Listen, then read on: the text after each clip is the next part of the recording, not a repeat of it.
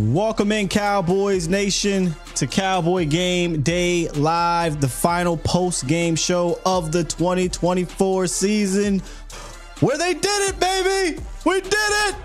No. Hey, look, man, I told you at the start of this thing, it made no sense for the Dallas Cowboys to win this ball game. And as this is trending to that direction, I'm sitting here like, wow, they're really about to win this game.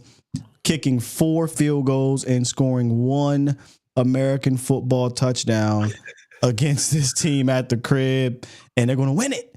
And then Mariota just turned on the Heisman and went off. And what a drive, to be honest, all jokes aside, what a drive to end the game. Scary Terry, there's no digs out there, so that means he's going to go off. And he caught the game-winning touchdown and go up 23-19. The Cowboys will fall to 7-10 and protect a little bit of that draft positioning. So they should finish, I'd imagine, in the top 15, right? At the very least. We'll see what happens here over the next few hours. But there it is, Cowboys Nation. You mean to tell me that the Washington Commanders on a fade ball in the end zone didn't throw it to Jamison Crowder? No. They didn't throw it to the short old guy? No. They threw it to yeah. It's a wild concept. Just get in the red zone. I throw a fade ball to the. Okay, yeah, go ahead. I'm sorry. Yeah. No, man, no. It's just a weird feeling. I'm not gonna lie to you. The season has come to a close. I think we've all been waiting for this thing to come to a close. It was an exciting finish. At least you have that, right? And True. Maybe the chat can help me out here. I'll head on over to Tankathon real quick. I have no idea. Tankathon, where the Cowboys are at this current moment. But there are, I'd imagine, still some implications. But I think that was the biggest thing coming out this game was where would the Cowboys finish at the end of the day? And then when you move on to the actual game, they finally got a chance to see, Trey Lance. That was the biggest storyline coming into this. They threw the ball 34 times with Lance, and he had 244 yards, didn't score a touchdown, didn't throw an interception, 81 quarterback rating. But this is a game where you'll have to look beyond the stat sheet, go look at the film and whatnot.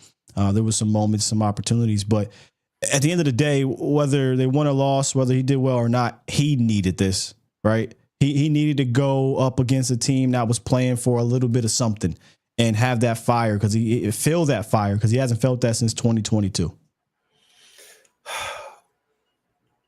He needed it for who? For himself. For him? I'm speaking for him. Speaking for him, not for the Cowboys. He needed some type of live bullet reps, whether it was good or bad. He needs that. He can't. How is he ever going to get better? How is he ever going to know what he needs to improve upon in game if he doesn't play sometime in live games? No, I'm with you. I agree. I agree. I'm also on the other side of just because you give people reps, that doesn't mean they're going to get better with the reps that you've given them. And I think that's that's a large part of the problem when it comes to Trey Lance and why he was let go for nothing in the sense of being a third overall pick and being let go for a 4th round pick, and why he hasn't been able to get any traction, let alone any traction towards Dak Prescott, but traction towards taking the job from Cooper Rush. It's because the more reps that he's been given, whether those would be in the offseason and training camp and or preseason, it's just consistently showed where his flaws are. And throughout time, this isn't a league that's like, especially when you're talking about coaching changes and going from one coach to another coach, and these coaches don't have they don't have any stock in you, built up in you. If you're not able to take that leap and that jump to where they need you to be, you get left behind. And Trey Lance is one of those projects or prospects that once you got out of the Niners organization, unless somehow, some way, someone was a part of whoever was a part of bringing you to the Niners ends up going somewhere else and spins the block back on you and wants to kind of have a reclamation project and really want to pour into you, then maybe. But right now, Trey Lance is in a place where even today in his showing, a lot of the flaws that we've seen before, that we heard about before in the past, about his inability to be consistently accurate and his inability to read defenses from the pocket.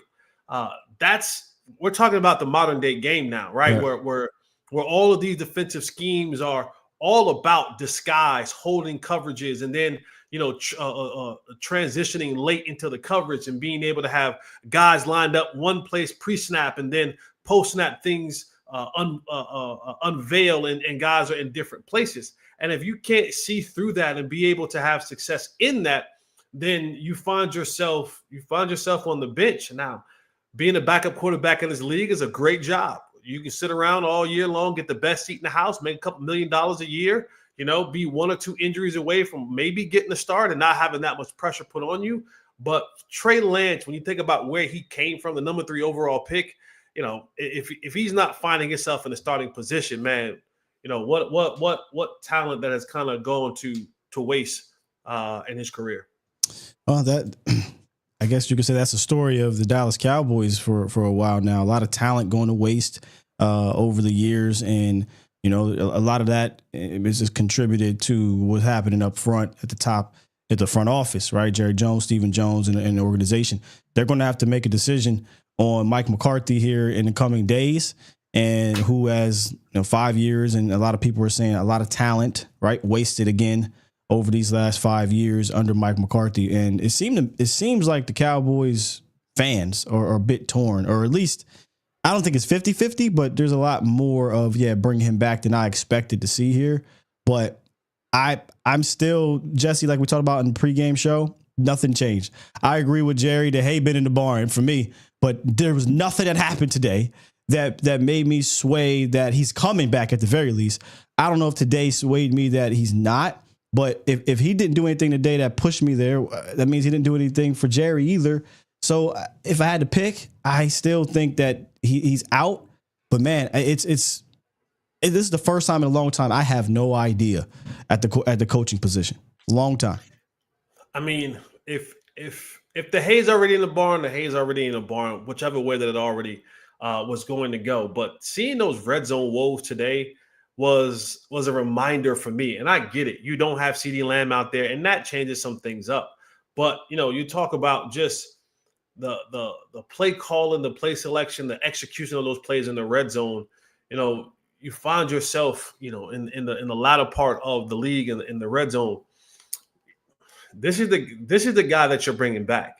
Unless you're bringing him back with some restrictions, which, again, if I'm Mike McCarthy, do I want to come back with restrictions? If I don't know, I'm speculating. But if they come back and say, hey, Mike McCarthy, you could be the walk-around head coach, you could be the CEO of the football field, but we need a new offensive coordinator to come in here. We got some other young, guys that we want to kind of give a chance to. You're gonna be in the process.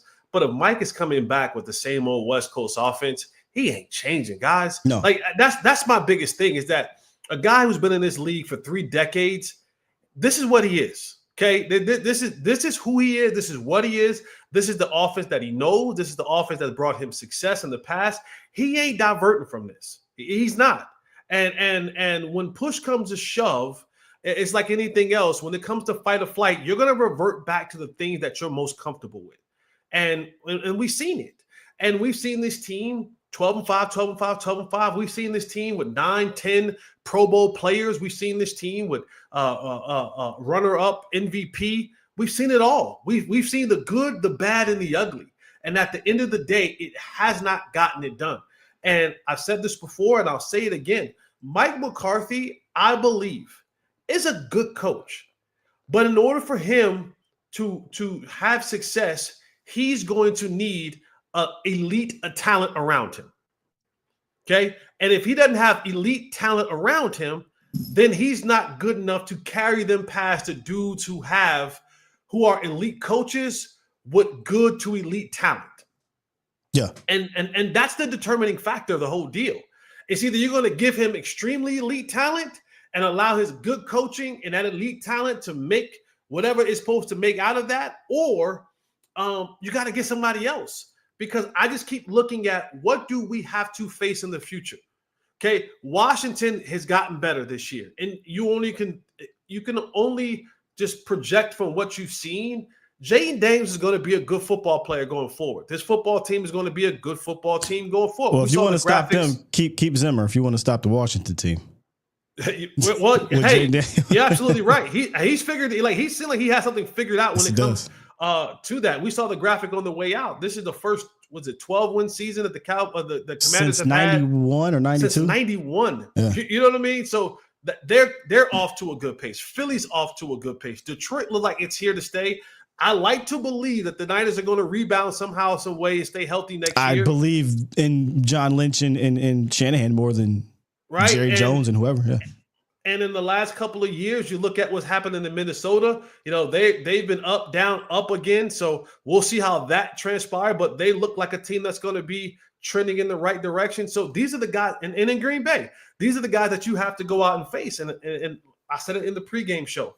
Do we have, when we go against the greats, when we talk about the teams that we have to go and beat in order to get to an NFC championship and or a Super Bowl, when you look at the sideline, do we have the coaching advantage from the sideline? Do you feel like any game that we go on against any of the names that I just named, those teams that I just named, the LaFleurs, the McVays, the Shanahans, the what's my guy name in Minnesota? Kevin O'Connell. You know, Dan Campbell and Ben Johnson, and however that plays out to be. Do we have the sideline advantage with Mike McCarthy? If the answer is no, then we're going to keep finding ourselves back in the same situation every single year with just good talent. And more importantly, the advantage in the postseason. That's really where it counts the most, right? Like you're going, if you have a Dak Prescott that's healthy and other guys that are healthy, Cowboys dealt with a lot of injuries and a slow start, you're normally going to compete for the playoffs. But when you get to that playoff point, I've been saying this for so many years, dating back to Jason Garrett. Yes, you can run roughshod over teams that are not as good as you from a talent perspective, even if you have mediocre to below average coaching.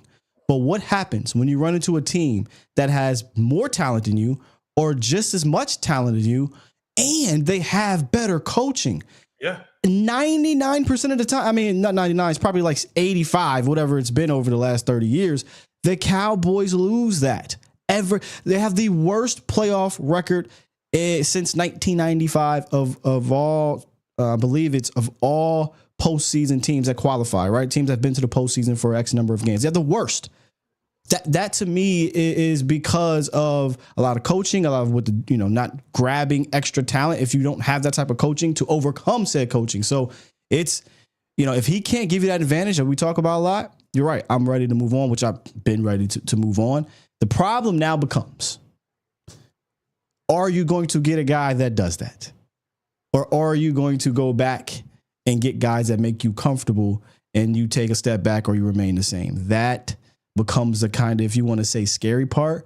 But I've said this many a times, I'm willing to take that chance because I know, in my opinion, that guy's not going to get me over the hump in the postseason. I know that. And it's not my money. It's not my team.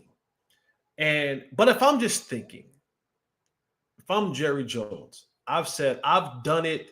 I've had this model or this mode for years now, and it's resulted in nothing. Whether that be Parcells, whether that be Garrett or Wade, yeah. And now Mike McCarthy. So I've had this model of what I wanted a coach to be. Why not go opposite of that? Why not go against my grain one time? And let's just see. I mean, let's just see. You are the proprietor of all that can come and see the soap opera of the Dallas Cowboys. So you can keep a storyline. You can keep fans in the stands. They've shown you that the Cowboy fans are going to be a loyal fan base. Did you hear that crowd today? They'll be there, right? They'll be there. Like you've made it so.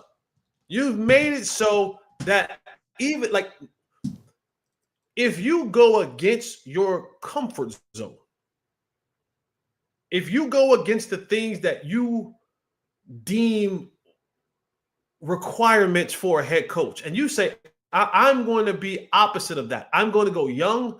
I'm going to go, never had any head coaching experience. I'm going to go with a flashier pick. What's the worst that could happen?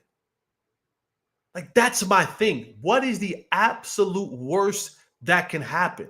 You lived through the Campo years. You've done that. You lived through the Wade years. You lived through the Garrett years. You lived through everything, and you made it out on top.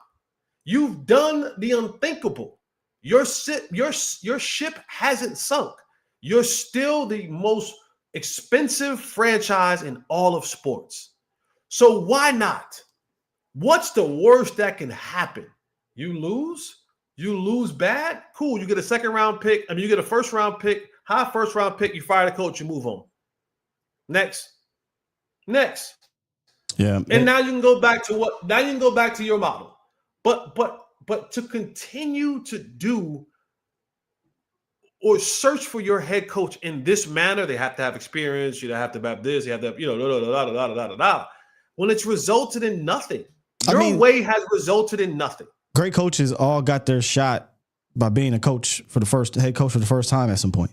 So it's so silly to me to say that's what you have to do, as opposed to bringing in other people that may have not done it before. And they've tried it the whole. I don't even want to say they tried it. I'm not even going to say that because what they did was it was nepotism with Jason Garrett. That wasn't a legitimate, hey, this is his first time. He's our head coach. You pegged him to be your head coach before the actual head coach 3 years earlier. So they've never That's really. How you lost Sean Payton. That's how you lost Sean Payton. Sean should have been the guy. This is the guy. Right. Sean should have been the guy. You should have pulled Sean to the side and said, hey, you up next. When Bill was done. But I think Bill, and I've always said this, I think Bill helped turn things around here from a cultural standpoint until he could not overcome the ultimate culture mover, and that's Jerry Jones. And he got up out of here, and they never hired a guy that would be as confrontational like that again. They haven't done it. And I don't expect them to do it. So what I'm asking for is a wizard. If you're not going to give me the guy like a Dan Campbell who's going to go up to that front office, he might punch a hole in your face because you're not listening to him, well, then give me a wizard on that sideline that can out-coach a guy on game day and out-scheme a guy on game day or through Monday through Sunday. Not Monday through Saturday, they're a good coach, but Monday through Sunday, they're a good coach. So give me that wizard, man, and see if that guy can do it, because at this point, we're just throwing things at the wall to try to see if we can catch lightning in a bottle, Jesse. Yeah, and I think that's where you'll lose. I think you'll lose more fans going forward with the model that you've had. Like, I think if you go and you sign a retread, if you go and you sign I don't know, I'm just throwing names out there. If you go John and sign Gruden, Mike Vrabel, right? Yeah, I think you lose fans. There's no excitement. I don't think that you get geared up and excited. Like, nothing about John Gruden or Vrabel excites, at least not me. I don't know how much it's going to excite the fan base, because we've seen what they have done, and they haven't done much with what they've had. So I think if you want to sell excitement and you want to keep fans holding on, you go and sign one of the young guys. You go look at a guy like Joe Brady. You go look at a guy like, of course, Ben Johnson or Liam Cohen, or one of these other guys, and maybe you support him with some of the veteran guys who've been in this league and maybe had some head coaching experience. You can always hire guys to be whatever offensive analysts. You can have defensive analysts. You can have all these types of positions. I mean, hell, they don't have a farm system, brother. Now. They don't have a farm system. That's the problem. If you look at some of these other staffs, they got guys on those staffs that other teams want. Right. That's not the case here. I'm saying if you brought in a young guy who didn't have head coaching experience, then bring on an older guy who maybe had some, right? Like bring on a guy like Vic Fangio in Philly from 2022. Yeah. Be a consultant. Allow him to come in and offensively, defensively, whatever side you decide to go to, but allow him to come in and to be that confidant to that younger player, to that younger coach in the times of what all brings with the Dallas Cowboys. But I think you're going to lose more fans going forward, and you're going to see more people want to check out if the same things keep happening over and over and over again. Hey, shouts out to Mike Evans, man. 31 seconds left in that game. They're up. Game's over, 27-19. He gets the catch to get the 1,000 yards to go in the history books, and they are going berserk down there in Tampa, man. Shouts out to him. He's a Hall of Famer. One of my favorite receivers that doesn't get talked about enough. Salute to Mike Evans, man. Finally, in conclusion here, update on the draft order. The Cowboys currently sit at 12th overall at 7-10. If the San Francisco 49ers lose, they move up to 11th because the Colts won. Thank you. And Dallas could be sitting at 11. And this whole time when people were freaking out about draft position and, we're not going to be close to top 10. I'm like, brother, listen, we'll be in the top 15. We may finish right outside the top 10. If you can't do something good with 11 in every round, right. Then you're not as good as of a drafting team that you. And I said that about 15 too. I said if you can't get a guy at 15 or 13 or 11 or 10 or not or you're not a good drafting team as you think you are. It's very possible they finish at 11 for 12. Jesse, that is more than enough, in my opinion, to be able to get a guy at the draft. People out there want from a fan standpoint or inside that building to get a dude. And if it is a guy that's in the top 10 and you really want, guess what? Go up and trade and get him. It's that simple to me, man. I don't want to hear any excuses when it comes to this. I don't want to hear a Mozzie Smith, Tyler Guyton situation where it's like projects and it's going to take 3 years or whatever. If you're not going to participate in free agency, then damn it, you better get a dude in that in the first, whatever it is, 11th overall pick, 12th overall pick. But I'll say this on the way out. Free agency. Let me before you say that, just not to harp on the coaching thing again. No, this is why you can't drag your feet. Okay. Mm-hmm. Let's get who's going to be the coach because you're going to have this pick. Let's find out what the hell we're looking at, right? You drag this process out with who the coach going to be, what system they're going to be in.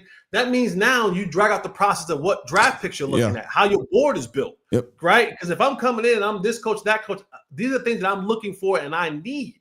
So if the hay's in the barn one way or another, let's make the decision and let's now get the people in here who's going to be here so that they can get with Will McClay and Chris Hall and that staff in the scouting department, and we can start putting the things together to say, hey, we want the tackle from Texas, so we want Abdul Carter. We looking at this guy or that guy, or whatever it's going to be. But don't drag your feet. We don't got time for no spring breaks on the yacht. Like you got to get in there, get in the war room, and get this staff together on from top to bottom, so that now free agency, you know where you want to go, what you want to get. And sign folks. Go ahead and knock whatever. Like, we can't drag our feet. If you're going to sign Osa, sign him. If you're going to sign Rico, sign him. If you're going to sign Turk, sign him. If you're going, whoever you're going to decide to bring back, Golston, whoever, get it done. Don't drag your feet about it. Get it out the way so that you can have a set understanding of what we have going into the draft. We got some things met, then not necessarily in a need right away.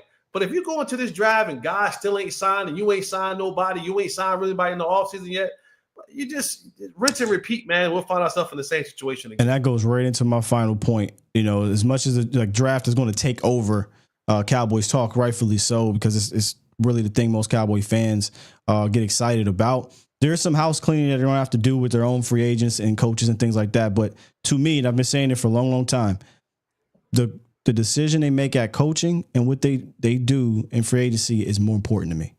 I feel like those two things trump the draft, because if you don't get those right, I'm not going to say it doesn't matter who you take, but in regards to 2025, that guy's probably not going to be enough to get you over the hump, or that second round pick or third round pick. Only so often do you get a Micah Parsons, where he was truly a hump player his rookie season. That's very rare.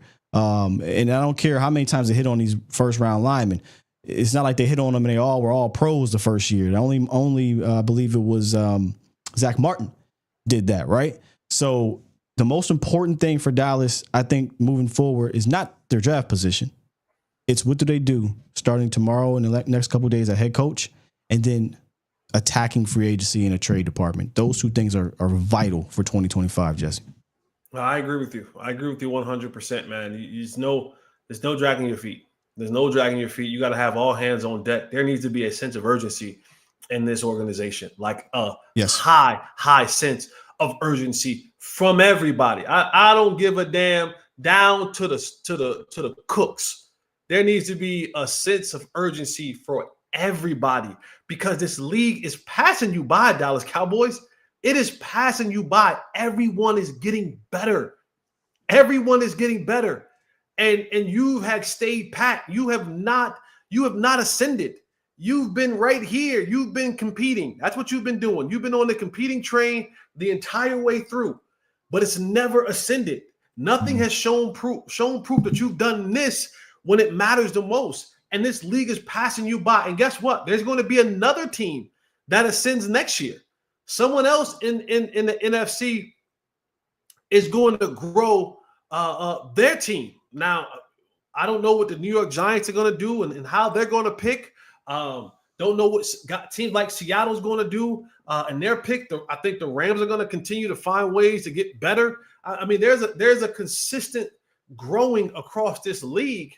And if and God forbid, teams like Chicago, if they decide to throw the bag at a guy like Ben Johnson and he takes Caleb Williams and elevates that squad with that quarterback, it's another team that you have to deal with in the NFC. So, you just don't want to keep having to deal with all of this. Atlanta and Michael Penix. Like, there's a lot of people who are looking to get better. The Cowboys, you can't stay pat, man. You cannot stay pat. This ship got to go. This thing got to go right now to the moon, man. Like, you got to take this thing to the moon. And if you don't do it this year, it ain't never happening. With that said, let's go Cardinals. The Cardinals are playing the Niners, so we want the Cardinals to get that dub, right? And we want to thank Texas Car House for hosting our presenting, I should say, our Game Day Live post game show. Shouts out to Canvas Sports and Social as well for holding us down this year. Great time over there. You might catch me up in there from time to time on a brunch date, because I like the area on brunch. Yeah, I like it, man. It's a nice little vibe on brunch, so you might catch me there, man. Hey, and I know this may be the last that you see of me and Jesse here officially together on A to Z Sports, but I promise you this is not going to be last you see of me and Jesse in general, whether that's with Skywalker Still Unleashed channel, which, by the way, go over and subscribe, or other things that may possibly be happening in the works. But 4 seasons doing this, bro. It's crazy. Yeah. That has been 4 seasons.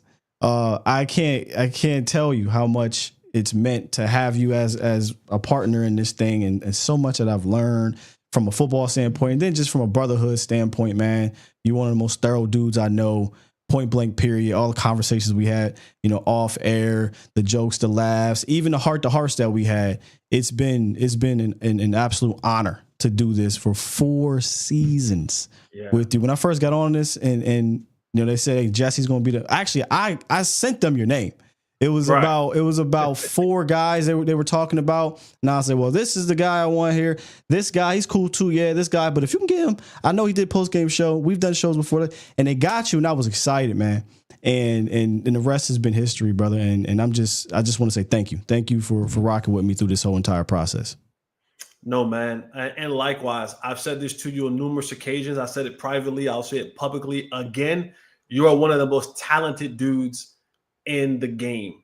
Facts. And I've said this, I'm like, man, I'm so glad that I have NFL experience over you, because I might be out of a job, because that's how talented you are.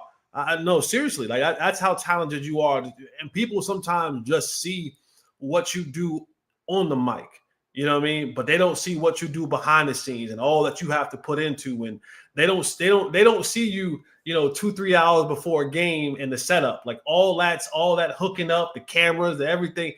If y'all don't know, that's him. Like, ain't nobody else behind the scenes. We ain't got no team. No. Ain't no team. It's the audio, and when he does his weekly shows, his daily shows weekly, the graphics, all that kind of stuff, the videos, the breakdown. That's him. That's him. His buttons, that's him. And so, man, continue to thrive in all that you do. And the next chapter is going to be the best chapter. And I'll see you at the top, my boy. Yeah. It's been an honor. It's been a privilege. It's been a pleasure. And it's not over. It's see you later. That's what it's damn sure ain't over. It's definitely see you later. And like I said, man, you never know. You never know what can happen here, ladies and gentlemen. So just keep your eyes and ears open. And you put it this way. Like I said, you see, I just dropped the link over there. Skywalker Still Unleashed, A to Z, Skywalker Still Unleashed channel. We're trying to get all of our folks that have rocking with me on A to Z over to that channel. Love you guys to death. You guys have showed so much love. I went from 0 subscribers to 1,600 in 2.5 days because of y'all. So let's continue to grow that thing. Starting tomorrow, the first morning show streaming live over there. And then we're going to keep this thing rolling. And like I said, just because we're not here doesn't mean you might not see Jesse over there either. So y'all make sure y'all keep rocking with us, man. And for the final time, I know we lost Jesse. Oh, but it's the final time on A to Z. We gotta hit you with the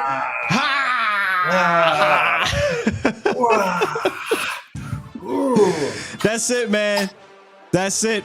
We will see you on our respective shows. Jesse on all 15 of his this week. Yeah, you find me. Unfiltered, hanging with the boys, DLLS, believe in the Cowboys, Mental Force along on Twitter. Y'all know where to find me at. And I'll be back tomorrow morning on the Skywalker Still Unleashed channel, debuting. And boy, am I excited. We out of here. Love y'all.